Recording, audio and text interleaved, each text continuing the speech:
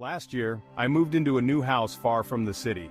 My new job was work from home, so I had no reason to be in a clustered and expensive city anymore. For the first couple of months, I was enjoying everything about the place, especially being so far from other people. But one regular weekday afternoon, I got a knock at my door. This was actually the first time anyone had come up to my door since I moved in, so it caught me a little off guard. I went up and opened the door to a tall, middle-aged man. "How can I help you?" I smiled to be friendly, thinking he was probably a neighbor from down the street.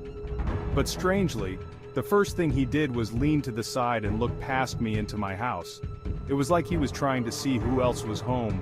Weirded out by his behavior, I pulled the door in and blocked the way with my body. The man turned and walked away from the door. I stayed and watched him go all the way down the driveway and continue walking until he got to the street, where he got into a parked car and drove off. Without a doubt, that was the strangest encounter I'd ever had with someone up until that point, and I really had no idea how to even think about it. That night, I stayed home for dinner just to make sure the man didn't come back. I debated calling the police to put in a report, but I thought I'd sound stupid for doing that, just because some man came up to my door and did nothing. Around 9 p.m. I turned on the TV and tried to get myself more relaxed before trying to sleep. While I was on the couch, though, I heard a voice speaking outside. I quickly muted the TV and listened. It was muffled, but I could make out at least two separate people talking somewhere in the back of my yard. I ran up to the back window and opened the blinds. In the distance, I could see two figures walking across my backyard. One of them had a long tool or object in his hand, but the other one was too hard to see clearly. They walked between the trees in my yard until they reached the side of my house. I went over to the side window and tried to see where they went, but I lost track of them, and they had stopped talking. Suddenly, a loud knocking at my front door made me jump and sent chills through my body. I walked up, trying not to make any noise, and looked through the peephole. There was one man dressed in dark clothing and wearing a hat that covered his eyes. He had to be one of the men I'd just seen, but where was the other? "What do you want?" I yelled, figuring they likely already knew I was home, or maybe I'd scare them away. The man stayed on the doorstep, looked over at the side of my house, then looked back at the door. After a few seconds, the lack of response started to terrify me. I went back to the living room to get my phone and called the police, but was interrupted by a loud smashing sound, followed by another and another. I looked across the hall and saw a man hitting a shovel against the back door. He saw me and looked at me for a second, then ran away. I was so scared I hesitated on whether to call the police or try to find somewhere to hide. The best answer was obviously to do both, but my thoughts were interrupted again when I heard the side window getting hit. I got my phone and dialed 911 while the man continued to hit the window over and over. But just as the police picked up the phone, everything went quiet, and it stayed quiet until the police came. When they pulled in, I was surprised by a sudden commotion outside. It turned out to be the man at the door who had chosen not to leave, and after a closer look, it was the same man who'd come by earlier that day. Strangely, when the police detained him, he refused to say anything about the other man who was with him. He denied everything over and over, even though there were clear cracks and dents in the doors and windows. It was frustrating to listen to, and even weeks later, the man still refused to detail why he had come by my house twice that day, or who the other man was. Everything remains so unanswered that it still creeps me out to this day. Why was the man trying to break in so badly? And what purpose did the man at my doorstep serve to aid in the break-in? I moved away in the following months, and have since only been hoping that it wasn't me they were after, or are still after. I was using Craigslist to sell an office chair that I no longer wanted. It wasn't broken or damaged and was barely even used, but I just didn't need it anymore. It took a few days, but eventually, I got a message from a man who was interested in buying the chair. We had a short phone call, and he seemed like any other nice guy.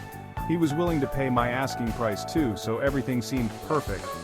We set to meet at a local Walmart parking lot, which I opted for to keep it in a public setting. Come Friday afternoon, I called the man and let him know I was on my way, Then I drove down to Walmart and got there right on time. He said he drove a gray Honda Civic, which I realized was very generic and basically useless information. He knew which car I drove too, so I was hoping he'd see me at least and come over. But time ticked away and there was no sign of him. I sent a text, and a few minutes later I called, but now he wasn't picking up. I stayed in the lot for nearly an hour waiting for him to show, but as the sun was going down, I decided to just go home. For most of the drive, I was just annoyed and upset that I'd had to waste my time for absolutely no reason. But about halfway back I realized that a car had been behind me for a while. I got nervous about it, but once I pulled into my street, they turned away. After going inside and tossing my phone and stuff on the counter, I went back out to bring the chair inside. As I walked down my driveway, a car pulled up along the road and parked right in front of my house. I couldn't tell for sure, but it looked very similar to the car that had been behind me earlier. It was a dark red sedan, looking to be at least 15 years old with rust all around it. I quickly got my chair out of my car and went inside, closing the garage and locking all the doors. I peeked out the windows and watched as the car just sat right in front of my house, still running and everything. I checked my phone to see if the man had ever responded, and he still hadn't. That's when it all really started making me nervous. After another minute, I heard a car door open and close. I looked out the window again and saw a figure in dark clothing standing beside the car, but he was facing the house as if he was inspecting it. Once I saw that, I closed the blinds and dialed 911, explaining to the operator that a creepy man was outside my house and that I thought he followed me home. They sent an officer on their way and I thanked them, then hung up. I pushed the blind up slightly and checked out the window one more time. His car was still there, but the man was gone. I could feel my heartbeat getting faster as I went around to each window and looked. But it wasn't until I got to my back door that I saw the man again. He was standing inside my fenced backyard and was looking up at my house. I didn't know what he was doing, but it was really creeping me out. And all I could think was that at any moment he was going to try to break in.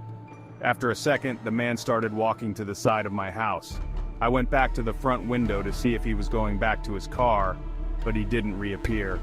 Then I went around to every window again, trying to find him. But a few minutes later, the police showed up. The car was still parked outside my house, and the man was nowhere to be found. What's worse is that the car was completely empty, not having a single piece of paper or even a fingerprint anywhere inside or outside of it. It was apparently bought from a junkyard years ago, but that was the earliest record they had of it. The police were just as weirded out as I was, especially since the man just disappeared, leaving his car behind and showing no effort to break in. One thing we can say almost for certain is that it was likely the same man from earlier who had used an untraceable email and account and followed me from the Walmart parking lot to my house. It's been a couple of months since all of this, but I still worry. Why else would he have taken the time to inspect my house on all sides, if he wasn't planning on coming back any day now to finish whatever it was he came to do? This happened a couple of years back when I was 26. My single mother had just passed away, and as the only child, I was left with the decision to either sell her house or move into it. I was living in a really nasty apartment at the time because I couldn't afford much, and after much deliberation, I decided to move into the house. It was already paid off, so I would save a considerable amount of money by making the switch. My goal was to hopefully save up for a few years, get back on my feet, and then sell it to buy the house I really wanted. Once my lease was up at the apartment, I moved across town to my mother's house.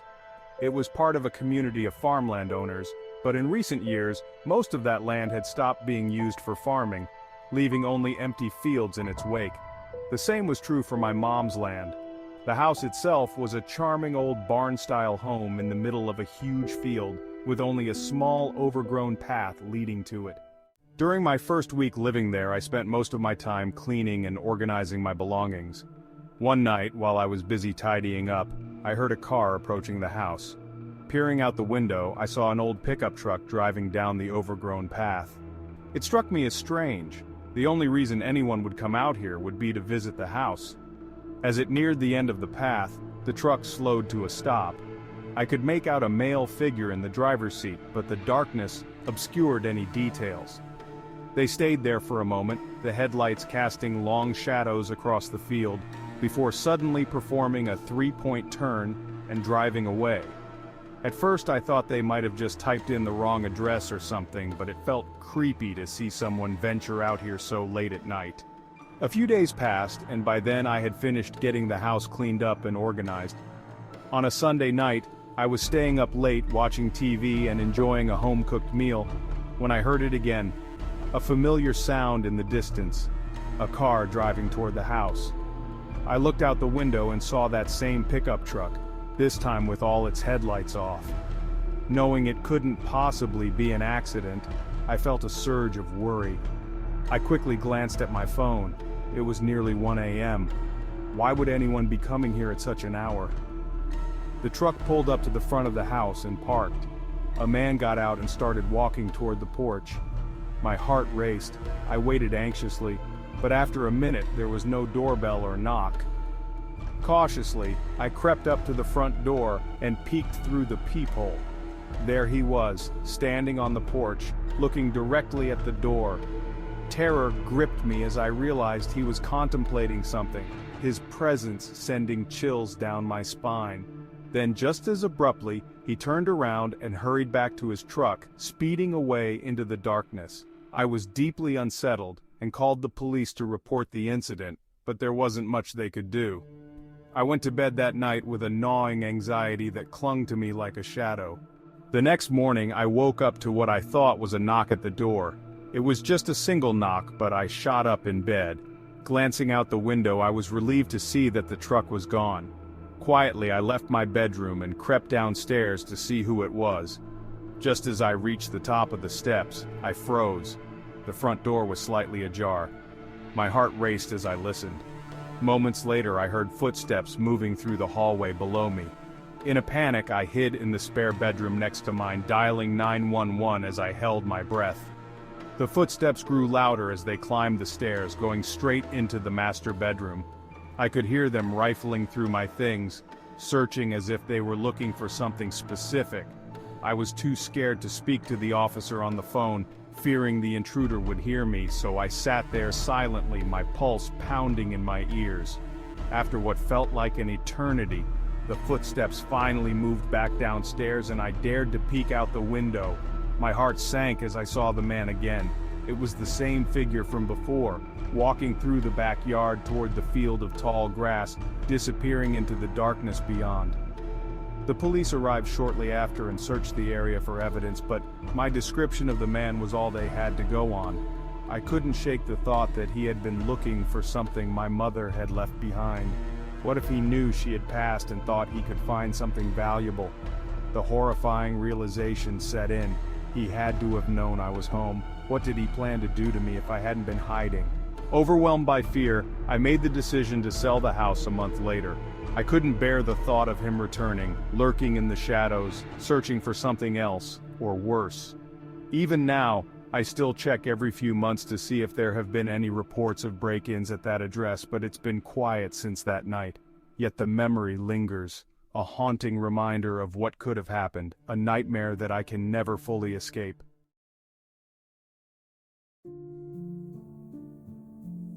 When I was 21, I made the poor decision to move out of my parents' house before I could afford a place on my own. It was something I had planned out for months, searching for cheap apartments, potential roommates, and anything that could help me move out. For some reason, I prioritized moving out on my own over everything else. After what felt like an endless search, I found a post on Facebook about a room for rent in my area. It was a 2-bedroom house, and the owner was renting out the 2nd bedroom. I sent him a message on Facebook and got a reply within minutes. He asked a couple of questions and then sent over a document that looked like a huge list of rules for moving in. They were all simple things. Common sense, really. After agreeing to all the rules, he let me come over to look at the room that same day. When I got there, I was very surprised at how clean and well put together the place was.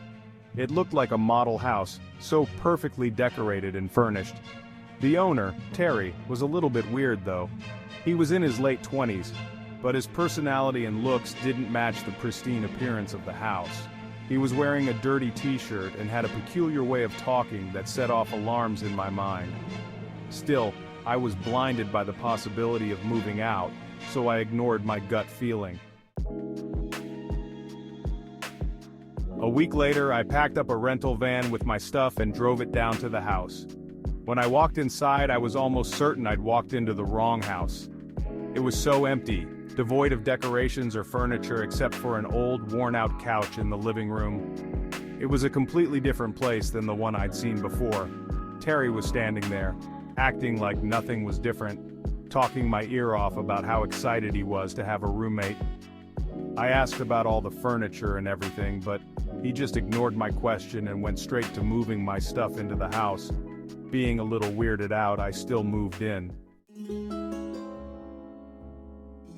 Several weeks went by, and honestly, I rarely even saw Terry. He was always working and didn't get home until late at night. But about a month in, I started realizing that Terry had stopped coming home most nights. It was maybe once a week that I'd hear him stumble in around 2 or 3 in the morning. He'd linger downstairs for a while and then leave, vanishing again for another week or so. Part of me didn't care because I was happy to have the house to myself, but another part of me was deeply curious about what he was up to. I mean, he wanted me to move in so badly, but now he was hardly ever around. Then one night at 2 in the morning, weeks since I'd last seen Terry, I was jolted awake by frantic banging on my bedroom door. "Wake up!" His voice cut through the darkness like a knife. I rushed over, heart pounding. Terry stood in the doorway, drenched in sweat and wearing an expression of raw anger. "Do not leave your room!"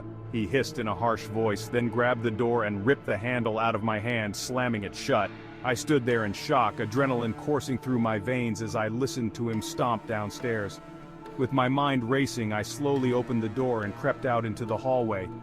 After a few moments, I heard the sound of something heavy dragging across the floor and into the garage. My stomach dropped. I ran downstairs to see what was happening. A smear of mud and dirt trailed across the kitchen floor, leading up to the garage door. When I tried to open it, I found that he had somehow locked it from the inside. Panic gripped me. I realized it was best to remove myself from the situation entirely. I dashed out to my car, heart racing as I dialed the cops. When they arrived at the house, Terry was already gone, and the smears on the floor had been cleaned up, leaving behind only a haunting reminder of his presence. Days passed, filled with uncertainty and dread. The police investigation revealed that Terry was actually renting the house from someone else, which meant I had never legally moved in. All the documents he sent me and had me sign were fake. I could hardly believe it. Terry likely wasn't even his real name. As far as I know, he never showed back up after that night. I didn't know for sure what he was up to, but he was so adamant about me staying in my room that night. With him vanishing afterward, it was clear he had something terrible to hide. What really confuses me, though, is why he wanted me to move into the house and live with him so badly. I can't shake the feeling that he had some sort of dark plan for me, and I barely got out of there before I found out the hard way. Each time I replay that night in my mind, I can't help but wonder what would have happened if I hadn't escaped.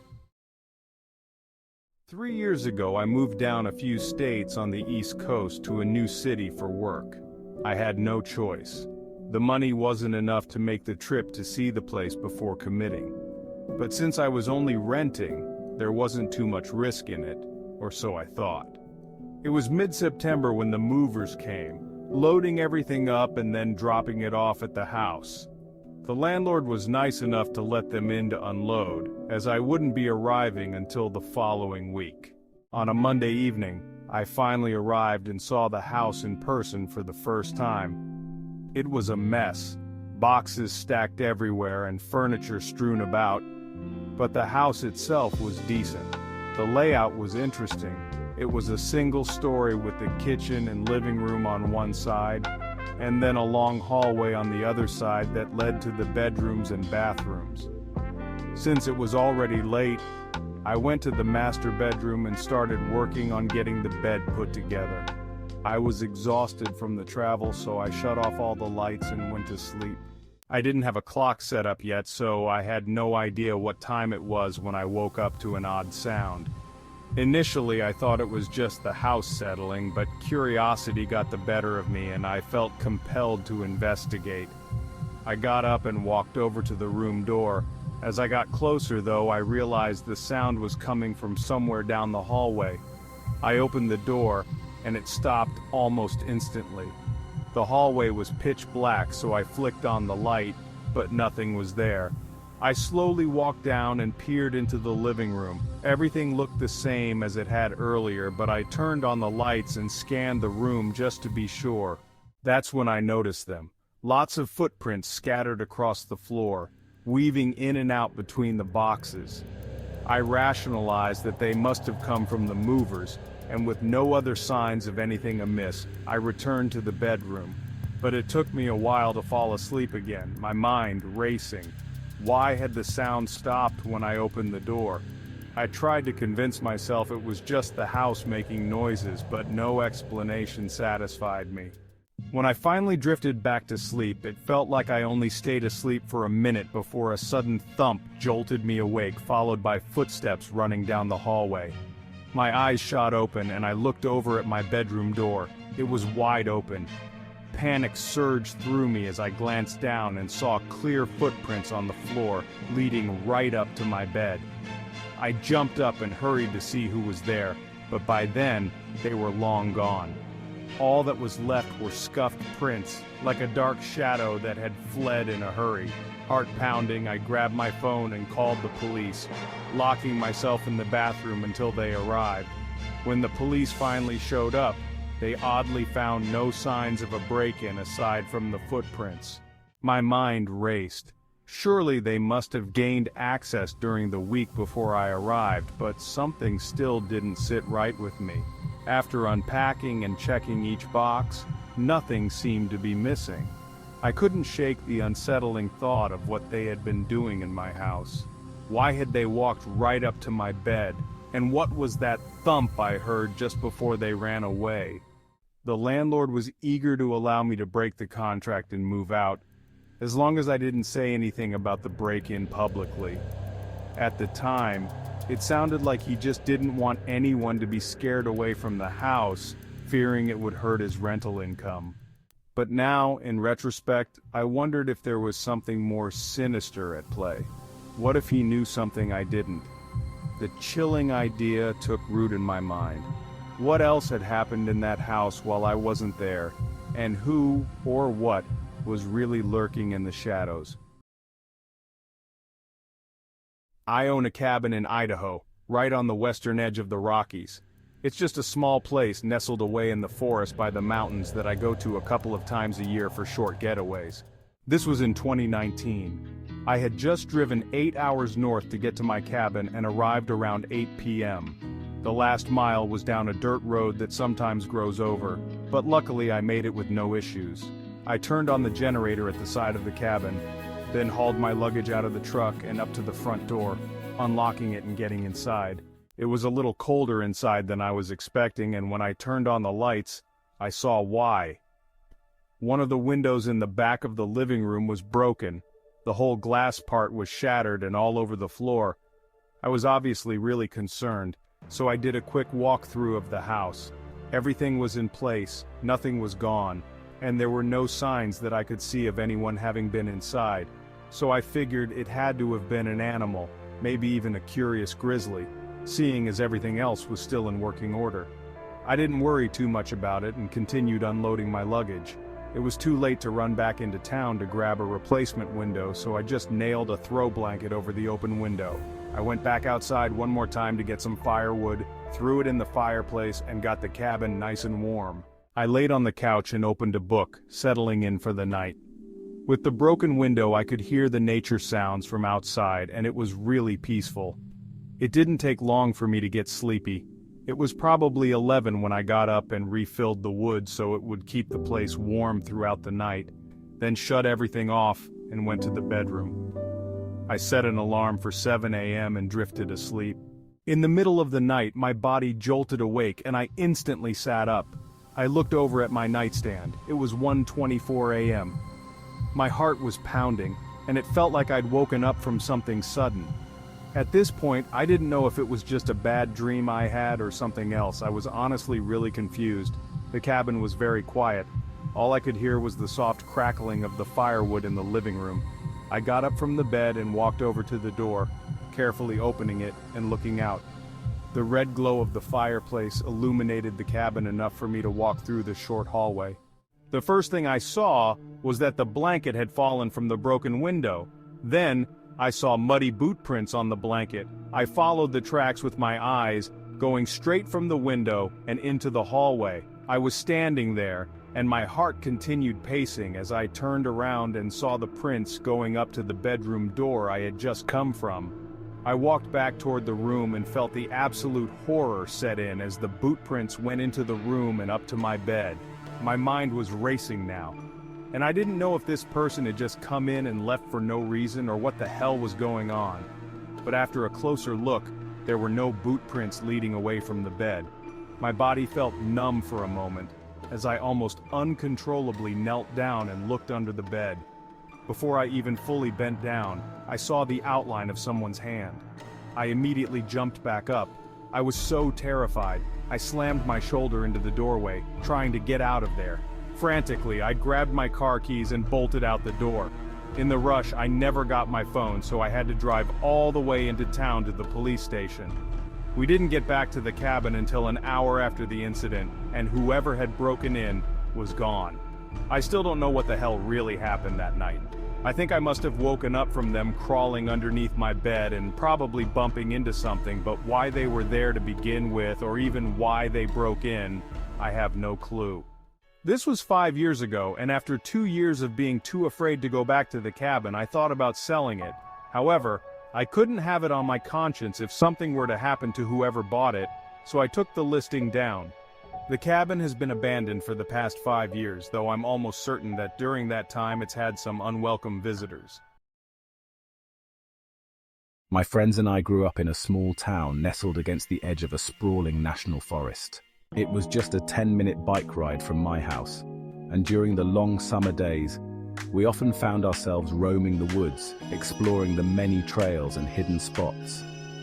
In our sleepy little town, where nothing exciting ever happened, the forest became our playground, a place of adventure and mystery, but we had never dared to venture into its depths after dark. I was 15, and summer break had just begun. One night, to celebrate, my close friend Jason came over for a sleepover. We planned to indulge in video games, energy drinks, and laughter, but fate had other plans. Just past midnight, the power went out, plunging my house into darkness. My dad groaned and stumbled about, attempting to restore the power, but soon he too gave up. A neighborhood-wide outage, it seemed. Jason and I sat in the darkness, momentarily daunted by the silence. I glanced at him, and he looked just as restless. After a few minutes of boredom, he posed a curious question. Have we ever been to the forest at night? I thought about it, realizing it was a weird but valid observation. Despite all our explorations, we had never dared to experience the woods after sunset. With a thrill of adrenaline, we grabbed my empty backpack and stuffed in a couple of flashlights. We hopped on our bikes, riding towards the familiar dirt circle where we usually left them. As we approached, I noticed an old SUV parked further up the road, its lights off and appearing abandoned. A shiver ran down my spine as I wondered what had happened to its occupants, but I brushed it off. This was the woods. We were here for adventure. The moment we stepped into the forest, we switched on our flashlights. The beams sliced through the dense darkness, illuminating the trees like ghostly sentinels. The moonlight outside was bright, but inside the forest, it was as if we had entered another world. The air felt thick with mystery, and I could feel my heart racing as we ventured deeper into the shadows. At first, we were exhilarated by the eerie ambience. We exchanged whispers, our voices swallowed by the vastness of the forest. But as we wandered further, a sense of unease began to creep in. The sounds that once thrilled us now felt unsettling. The crunching of leaves underfoot seemed louder, the rustling of branches sharper, and the once familiar surroundings now felt alien and foreboding. Jason and I walked in silence, the adrenaline rush fading into an unsettling anxiety. We moved cautiously, scanning the trees, straining to hear any sounds. Suddenly, a sharp crack echoed from our left, a stick snapping underfoot. Our hearts raced and we turned our flashlights in the direction of the noise. There, about 40 feet away, stood a man. He was older, clad in a black leather jacket, his long hair hidden beneath a cap. His eyes were wide, almost disturbingly so, and for a moment, neither of us could move. Then we noticed the shovel gripped in his hand. My stomach twisted into knots. "Let's go," Jason whispered, his voice a frantic whisper laced with fear. That snapped me back to reality, and without hesitation, we turned and fled, our hearts pounding in our chests. We dimmed our flashlights, covering them with our shirts, desperate to avoid attracting attention. As we retraced our steps, the sounds of the forest seemed to grow louder, more menacing. Every crack of a twig, every rustle of leaves felt amplified, as if the woods themselves were aware of our panic. We hurried back to our bikes, adrenaline surging through us. When we reached the spot where we had left them, I gasped. The old SUV was gone. We jumped on our bikes, pedaling furiously back to my house, fear propelling us forward. The shadows of the trees loomed over us, dark and menacing, and I couldn't shake the feeling that we were being watched. It felt like we had narrowly escaped something terrible, but I couldn't articulate it. Once home, we collapsed in a heap, hearts racing, minds swirling. As I lay in bed that night staring at the ceiling, I wished we had told someone about the man in the woods. But what would we even say? Who would believe us? The whole incident felt surreal, like a bad dream. Yet deep down, I knew we had come perilously close to something dark and dangerous. The forest, once our playground, had turned into a source of fear. The next day, I told Jason we should never go back into those woods. Not at night, not ever again. He agreed, and that was the last time I ever stepped foot into the forest after sundown. The memory of the man with the shovel haunted my thoughts for weeks. I couldn't shake the feeling that if we had lingered, if we had ventured closer, things could have ended very differently. Back in 2021, I took a road trip to Maine. I'd never been there before, but I had a few camping trails that I wanted to explore. I actually didn't even have a hotel booked. I pretty much just drove straight up and parked at the trailhead, planning to spend the whole time camping. This was a really flawed plan though, because I arrived a lot later than I had aimed for. It was about 5 p.m., and the trail to the campground was marked as a 4-hour hike. I brought a headlamp and everything, so I wasn't too worried, but it would have definitely been nice not to feel rushed. It's also worth mentioning that no other cars were at the trailhead, so the place was supposedly empty. I set off, walking as fast as I could without injuring myself. 2 hours in, the sun started coming down, and by 8, it had mostly set. I took a 5-minute break to rest up before making the final stretch. I sat on a fallen tree just off the path and drank some water, then pulled out my headlamp. As I did, I heard some leaves crunching behind me. I quickly turned on my light and shone it behind me. But there was nothing, at least nothing within the range of my beam. As I looked out for a few seconds, the sound stopped, and it was just quiet. What I had heard sounded like footsteps, but I didn't hear enough to identify what it was. Probably just a deer or something, I thought. I got up, adjusted the headlamp to my liking, and continued down the trail. Several times throughout the walk, I had to stop, thinking I heard footsteps again. Every time, I would look out and wait, but wouldn't hear anything. I wondered if I was going crazy, or maybe being stalked by an animal. It definitely wasn't a good feeling given my situation. When I reached the 4-hour mark, I started getting uneasy. I thought I'd be at the campground by now, and I didn't know how much battery was left on my headlamp, but it had to be getting low. Then, as I continued to walk anxiously through the woods, I heard it again. This time, it was much closer and sounded exactly like a human footstep. I was almost 100% sure that's what it was, enough to make me jump and turn abruptly, but no one was there. There were so many trees and bushes, and with my tiny headlamp, it felt like I really couldn't see anything. Hello? Is someone out there? The insects' chirping only seemed to get louder, covering any subtle sounds of possible movement. I started backing up, still facing where I'd heard the sound from.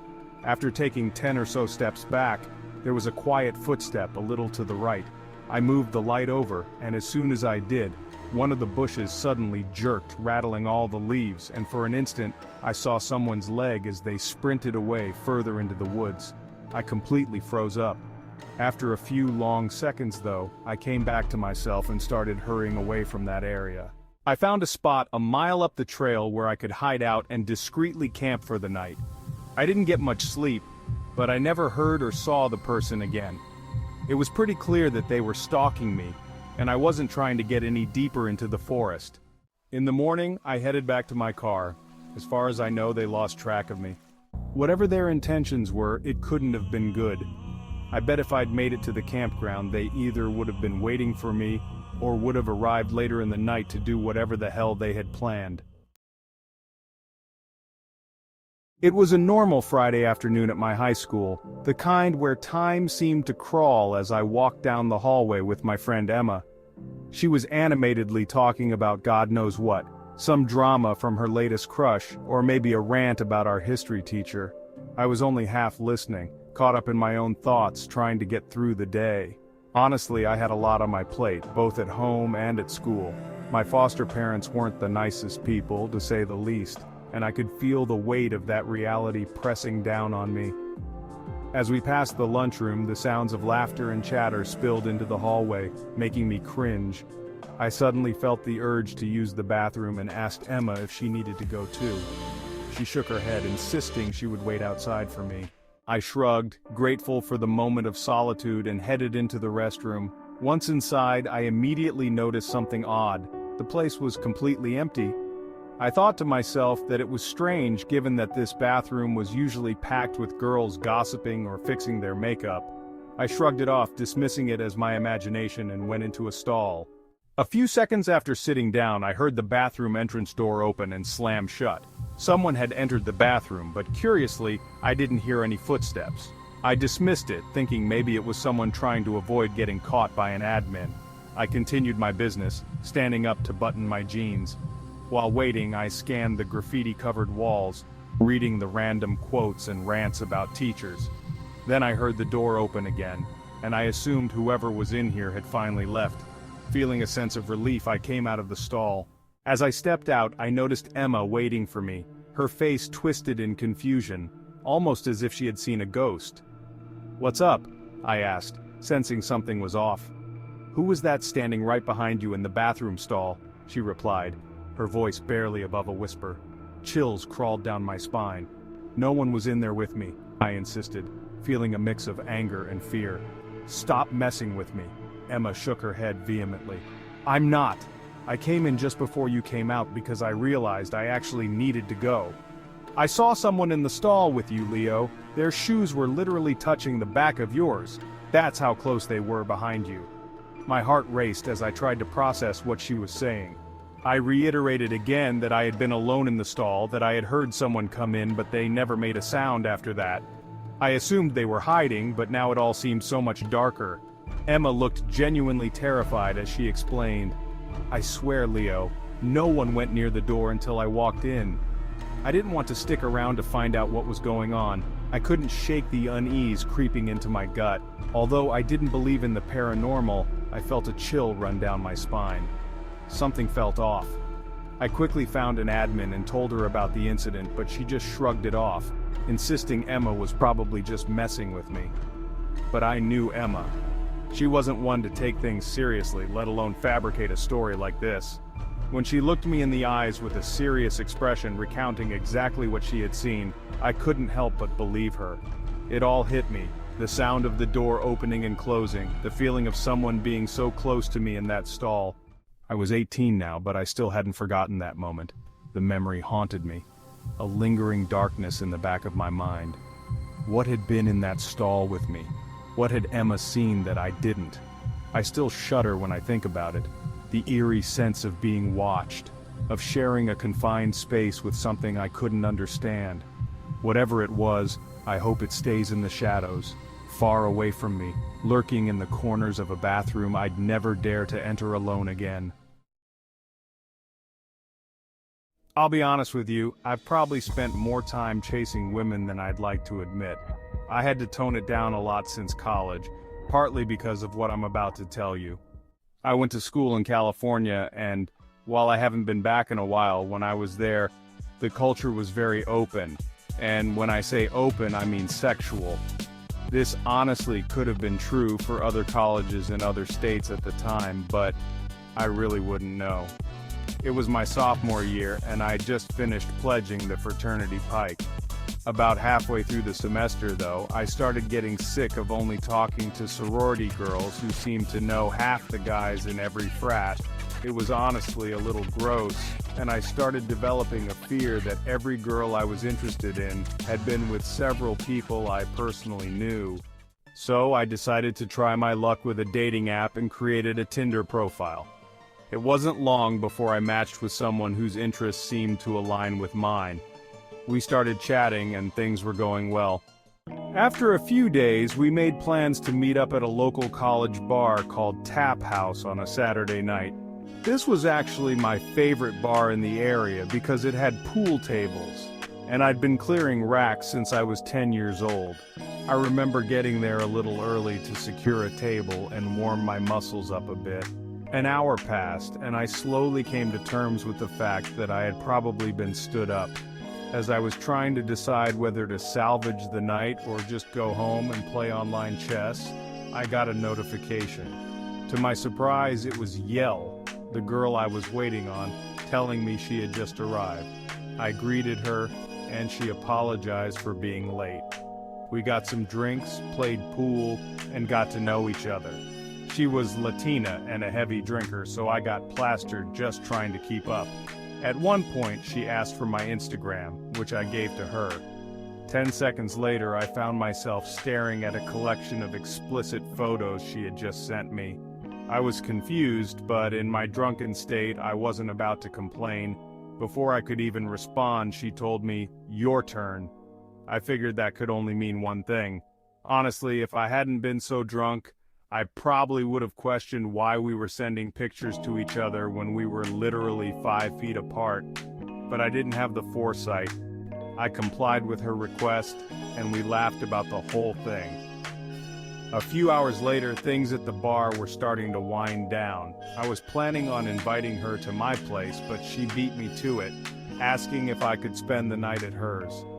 I agreed, and we left the bar, but I couldn't even walk in a straight line. It was honestly embarrassing.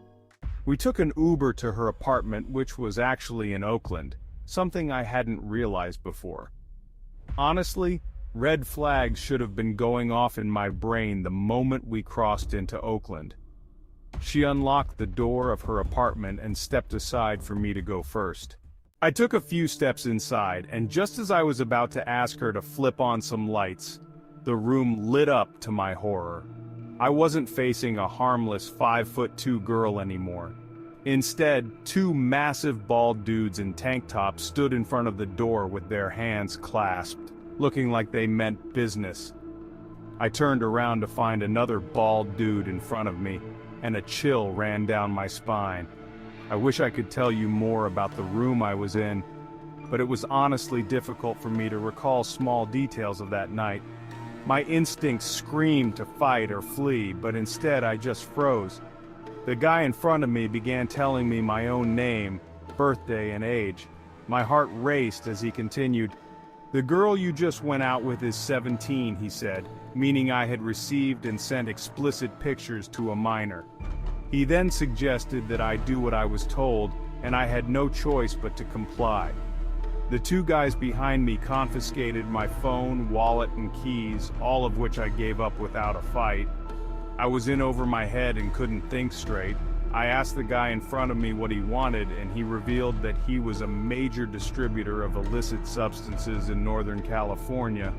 I felt my heart pounding in my chest as he continued, telling me I'd be outed as a file, whatever that meant, if I didn't distribute his product to my fraternity and university. I wish I could remember more specifics, but the fear had me in a vice grip. The two men behind me then gave me a piece of paper and told me to write down my address, followed by a list of names and numbers for as many students as I knew. I told them I'd need my phone to complete the list, and one of them held it firmly in front of me, letting me scroll through. All three of them hovered over me, and I felt completely checkmated. I don't know what compelled me to do it, but the literal second I saw a chance, I ran. I was too drunk to think about the consequences of those pictures on my phone. I narrowly escaped out the door I had entered from and ran as fast as I could. It wasn't like I was safe, though. I was still smack dab in one of the most dangerous places in America. Eventually, I found a nice-looking house and begged them to let me use their phone to call 911. I told the police everything, but of course I couldn't remember the address of that girl's apartment. An officer picked me up and took down a report before asking me if I could lead them back to that apartment. I was surprisingly able to retrace the way I had run, and waited in one of the squad cars while the police barged in. After a few minutes, an officer returned to me and said the place was completely deserted. There were no signs that anyone had even been there. In the following weeks, the police took my report seriously and launched a full-scale investigation. They concluded that it was probably gang-related, but were never able to arrest anyone. That was years ago, and I bet this incident has been swept under the rug of Oakland's rampant crime and drug-related activity. In all honesty, what happened to me back then is probably nowhere near the top of the list when it comes to that godforsaken place. I haven't used a dating app since, and I doubt I ever will again.